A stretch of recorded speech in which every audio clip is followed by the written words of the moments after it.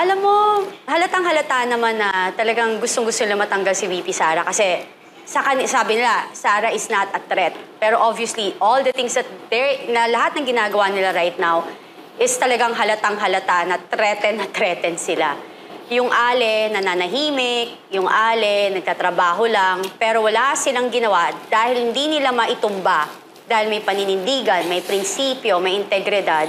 Talagang ginagawa nila lahat para ibagsak siya. But always remember, obvious naman, nakita naman natin sa social media. Yes. Yung support, di ba? Yung real people. Lahat nagre-react even sa, sa account ng ating ni BBM.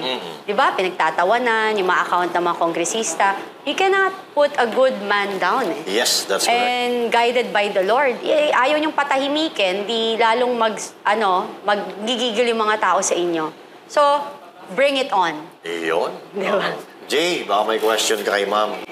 Pinakamasaklap pa nito, yung isa sa mga nagpapa-impeach, convicted. Naku po. Iyon na naman. Yung isa sa At ito nga, inendorso ng babatas mula sa Akbayan Party List. Sila daw ang mga pasimuno ng impeachment na ito, Ma'am Cathy. Grabe yan, no?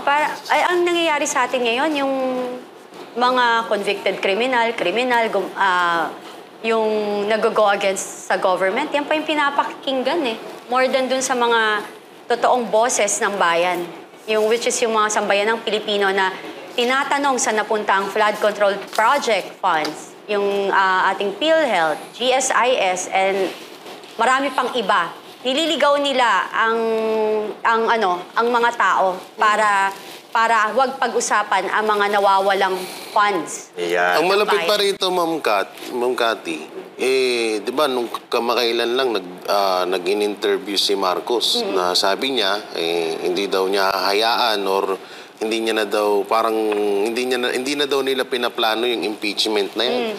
So doon, medyo nasunog siya kasi inamin niya na siya talaga nag-uutos sa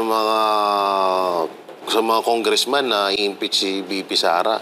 Ngayon, biglang lumabas na itong Lunes ay isinampa na pala itong impeachment. So, anong ibig sabihin nung sinasabi ni Marcos na yun? Anong opinion niyo doon, Ma'am Kat? Ako sa totoo lang, sabi nila, di ba, yung EDSA rally na yan, palpak or ang konti lang. In reality, naapektuhan sila. Tapos gusto nilang kalmahin yung mga tao para hindi mag-isip at hindi na mag-alsa, too late.